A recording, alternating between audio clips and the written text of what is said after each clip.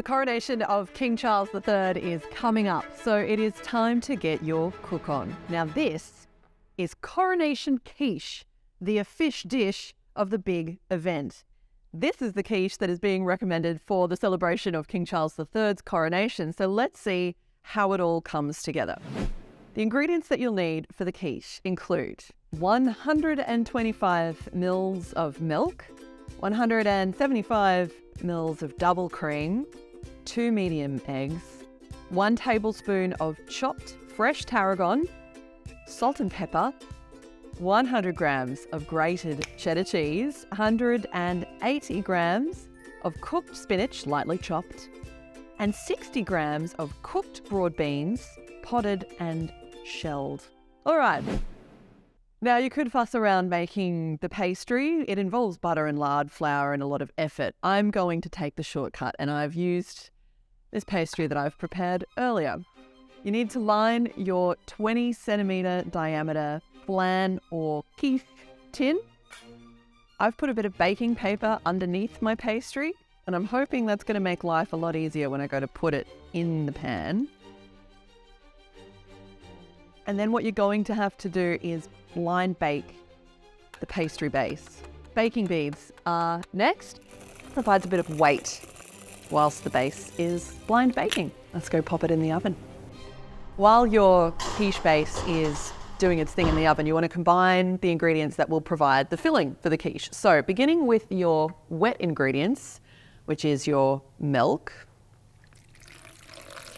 2 eggs, double cream, and that seasoning of salt and pepper, making sure that you've got out all of the lumps, that it's all properly combined together. That's when you can add your nice freshly chopped herbs. So in goes the tarragon, give it another little mix. And when combined, put it to one side because the next part of the recipe requires the fully baked base.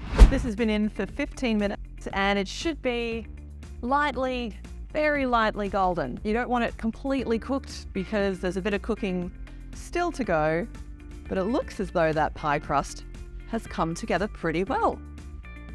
We're gonna let this one chill for a bit and then put in the filling. Now that your quiche base has cooled, make sure you get the beans out of the quiche because no one wants to eat that. All right. And now you can start filling your quiche. So about half of the grated cheese goes into the base and make sure that you're saving the other half for a nice cheese topping. That's what's going to give you that nice, hopefully golden brown, cheesy crust at the end of the bake.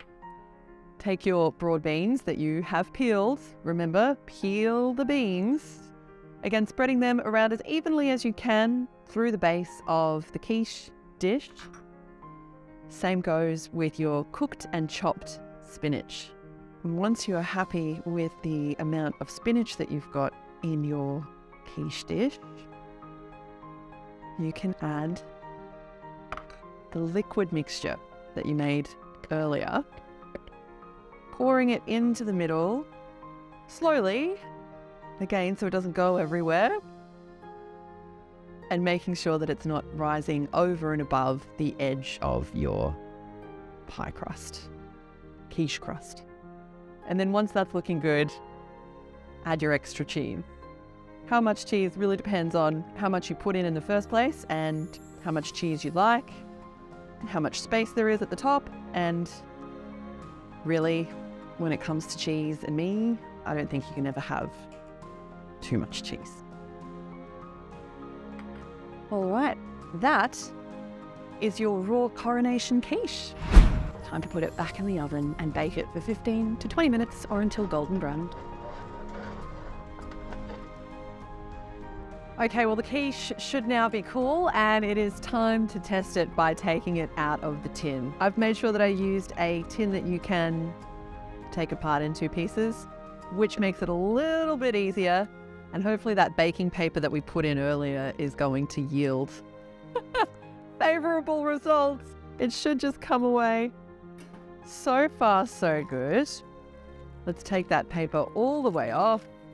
And then the big reveal. one Coronation Quiche.